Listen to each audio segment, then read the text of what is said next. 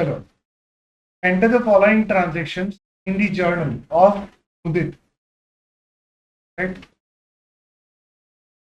सी, मुदित की बुक्स में एंट्री करनी है, commences business with cash 175 and building 1 lakh. मतलब मुदित ने क्या किया?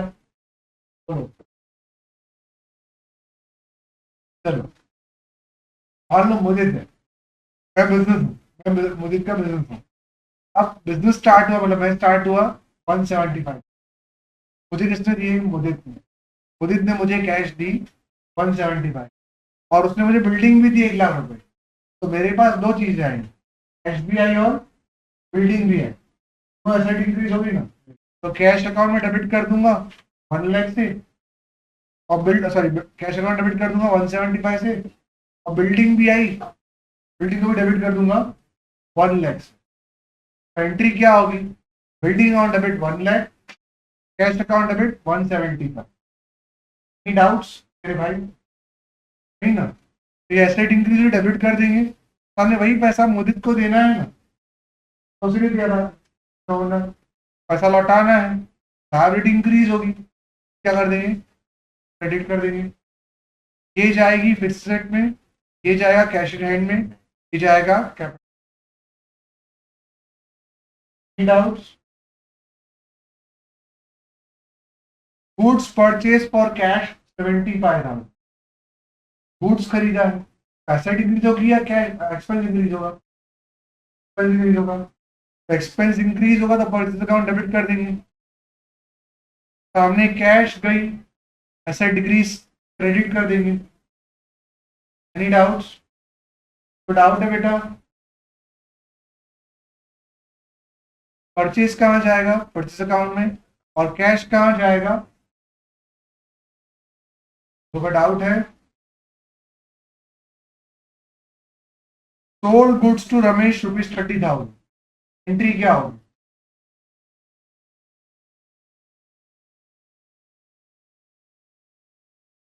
सेल्स क्रेडिट होगा, वहां माल बेचा, कम इंक्रीज, क्रेडिट हो जाएगा। और क्या कैश मिला है क्या? कैश मिला हो तो कैश डेबिट कर देते, चेक मिला हो तो बैंक डेबिट कर देते। पैसा मिलना बाकी है तो रमेश को डेबिट कर देंगे, उससे पैसा लेना बाकी है, एसेट इंक्रीज होगी, डेबिट कर देंगे। उसको हम क्या बोलेंगे? Country debtors. तो पैसा लेना बाकी है तो उसको डेबिट किया, कंट्री डेटर्स में जाएगा ना। सामने इनकम इंक्रीज हुई, क्रेडिट कर देंगे। Doubts? Paid wages ₹500, expense increase होगा, हम क्या करेंगे? डेबिट कर देंगे, एक्सपेंस इंक्रीज डेबिट। सामने चुकाना बाकी है क्या? नहीं, पेड लिखा है वाला कैश में चुका दिया हुआ, एक्सपेंस इंक्रीज हम डेबिट कर देंगे वेजेस को। सामने कैश गई, एसेट डिक्रीज, क्रेडिट कर देंगे। एक्सपेंस जाएगा डायरेक्ट एक्सपेंस में, तो डायरेक्ट बिलिंग में जाएगा। Alright, doubts? ये किस में जाएगा? कैश इन हैंड में। नेक्स्ट आते हैं,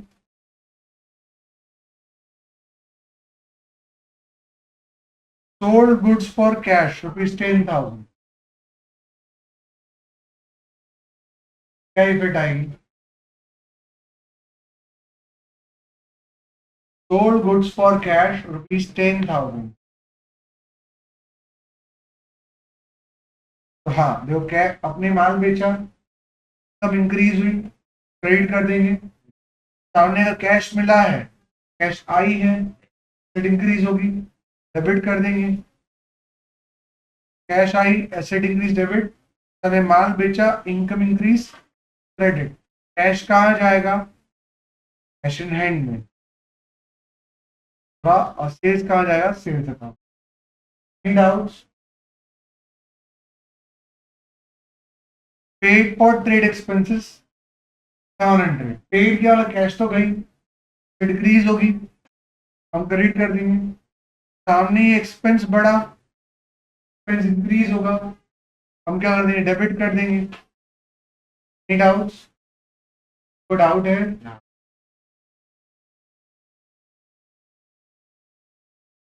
ट्रेड एक्सपेंस कहाँ जाएगा, इनडायरेक्ट एक्सपेंस में।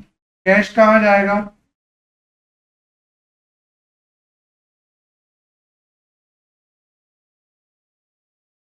Cash receive from Ramesh 29,500।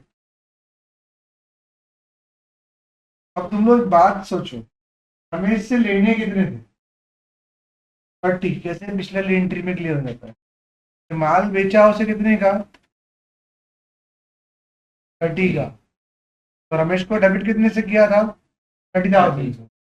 लेंगे 30,000 से, तो अब क्रेडिट भी कितने से करेंगे, 30 से। तो उसने दिए कितने पैसे, दिए 29,500। कैश कितनी आई, 29,500। एसेट इंक्रीज होगी 29,500। और रमेश को कितने से क्रेडिट करना पड़ेगा, पूरे 30,000 से।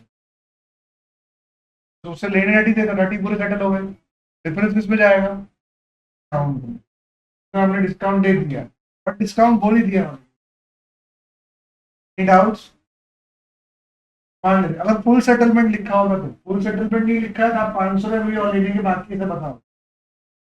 फुल सेटलमेंट वर्ड ना यूज किया हो, आपको 29,500 की ही एंट्री करनी, कैश अकाउंट में 29,500 और रमेश 29,500, 500 भी उसका डेबिट बैलेंस पड़ा रहेगा। होता रहेगा, लेटर वन देते हैं। देखो, एसेट इंक्रीज, डेबिट कर देंगे। Expense increase, debit, indirect expense लिखेंगे। और रमेश एसेट डिक्रीज, डेटा लिखेंगे। एनी डाउट्स, कोई डाउट है, आ जाओ। Goods purchase from Sudhir 27,000। तो गुड्स परचेज किया, गुड्स आया, एक्सपेंस इंक्रीज हुआ, तो हम डेबिट कर देंगे परचेज को। सामने पैसा चुकाया है क्या, चुकाया टू कैश लिखते हैं, कैसे दिया वाला टू बैंक लिखते हैं। और चुकाना बाकी है, मतलब लायबिलिटी बढ़ी, डेबिट करने हैं सुधीर को। एक्सपेंस बढ़ा डेबिट, सामने लायबिलिटी बढ़ी क्रेडिट। परचेज कहाँ जाएगा, परचेज अकाउंट में। और सुधीर कहाँ जाएगा, क्रेडिट। एनी डाउट्स, चाहते हैं। Cartridge paid 1,000। कार्टेज मतलब क्या होता है, गाड़ी भाड़ा होता है। कार्ट भला तो वो एक्सपेंस है, एक्सपेंस बढ़ा तो हम डेबिट कर देंगे। पेड लिखा है मतलब कैश भी चुका ही दिया होगा, कैश गई, एसेट डिक्रीज, क्रेडिट कर देंगे। एक्सपेंस इंक्रीज, डेबिट, सामने asset decrease, credit. Any doubts, तो कोई डाउट है, नेक्स्ट आ जाए। हाँ, ये कहाँ जाएगा, it is indirect expense. Garage inward हो तो डायरेक्ट हो, बाकी कुछ भी हो तो इनडायरेक्ट हो। और cash, cash in hand. Next लें,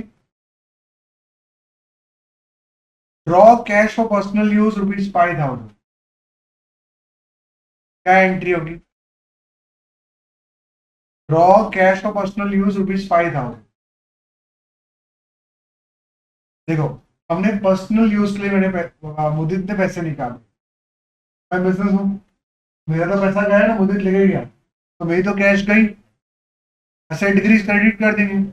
और वही पैसे मुझे किससे लेने हैं, जो लेके गया उसी से वापस मांगने हैं। कौन ले गया, कंपनी का मालिक लेके गया, मुदित।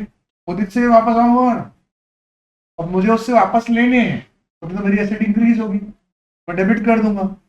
तो कंपनी का ओनर पैसा निकालता है तो वो ड्रॉइंग्स बनाए, एसेट इंक्रीज, डेबिट कहाँ जाएगा, कैपिटल अकाउंट में। और एसेट साइड कैपिटल अकाउंट कहाँ से आया, बेटा कोई बात नहीं, तो कैपिटल में से माइनस कर देना, हम नॉर्मली कर देते। तो इसकी डेबिट बैलेंस है, और कैपिटल कौन सी बैलेंस है, करेक्ट। कैश कहाँ जाएगी, कैश। अब सोच पा रहे हो ट्रेडिंग पीएनएल बैलेंस शीट में कहाँ कहाँ इफेक्ट जा रही है ना। नेक्स्ट आ जाओ, goods use for house hold. मतलब मान लो, हाँ कोई गुड्स है, मेरे फादर की दाल चने की फैक्ट्री थी, राइट। तो दाल चना घर पे खाने के लिए लेके आते थे, तो घर के लिए लेके आए ना, is also one kind of drawings, right. अब देखो, नॉर्मली क्या होता है, जब मान लो मुदित मेरे पास से गुड्स लेके गया के घर खर्च में, तो उसके पैसे मांगूंगा ना मुदित से, मेरे तो पैसा लेना है मुदित से, सेट इंक्रीज हो गया, ड्रॉइंग्स डेबिट, उस ओनर को ड्रॉइंग्स के नाम से आना आता है, पैसा लेना हो तो, और देना हो तो capital. Asset increase debit drawings में डाल देंगे सामने। हम लोग नॉर्मली पहले क्या लेते थे, तो goods withdrawn for personal use, goods withdrawn for drawings, goods gone by theft, goods borne by advertisement, इन सब के लिए क्या लिखा जाता है, टू परचेज। जब भी वो गुड्स निकालते हैं सेल के अलावा किसी और कारण से, वहां टू परचेज लिखना हो, चोरी हो गया हो, दान दे दिया हो, एडवर्टाइजमेंट दिया हो, ड्रॉइंग्स कर गया हो, क्या लिखेंगे, टू परचेज, तो माल खरीदा ही नहीं। डाउट्स? हाँ, ठीक है, कोई भी कंपनी है, कोई भी सीईओ तो होता ही है, जैसे मैं यहाँ इसका ओनर हूँ यहाँ का, हाँ, और कोई और व्यक्ति लिखा है तो उसको सेल्स लिखेगा, सेल कर दिया ना हमने। ये कहाँ जाएगा, एसेट डिक्रीज कैपिटल लगाऊं, और एक्सपेंस डिक्रीज खर्चा कम हुआ, इस परचेज, परचेज से माइनस होगा ये, परचेज कौन सी बैलेंस होती है, डेबिट, और रीडिंग में डेबिट साइड पे आता है, बैलेंस डेबिट होगी, तो अभी हमने उसको क्रेडिट किया है तो माइनस। Any doubts? क्लियर हो रहा है? कैश पेड टू सुधीर ₹26,700, बताइए सुधीर से कितने का माल लिया था, देखो सुधीर से कितने का माल लिया था वो पहले देखना पड़ेगा। सुधीर सुधीर सुधीर, हाँ जी 27,000 का माल लिया था, 27,000 का माल लिया था, अभी बंदे को पैसा हमने कितना चुकाया, 26,700। हाँ, सुधीर पहले क्या था, क्रेडिट था, मतलब उसमें उसको पैसा चुकाना बाकी था, हम चुका रहे हैं तो हमारी लायबिलिटी उतर रही है ना, लायबिलिटी उतरने का फायदा हो रहा है, अब सुधीर को कर देंगे, डेबिट कर देंगे।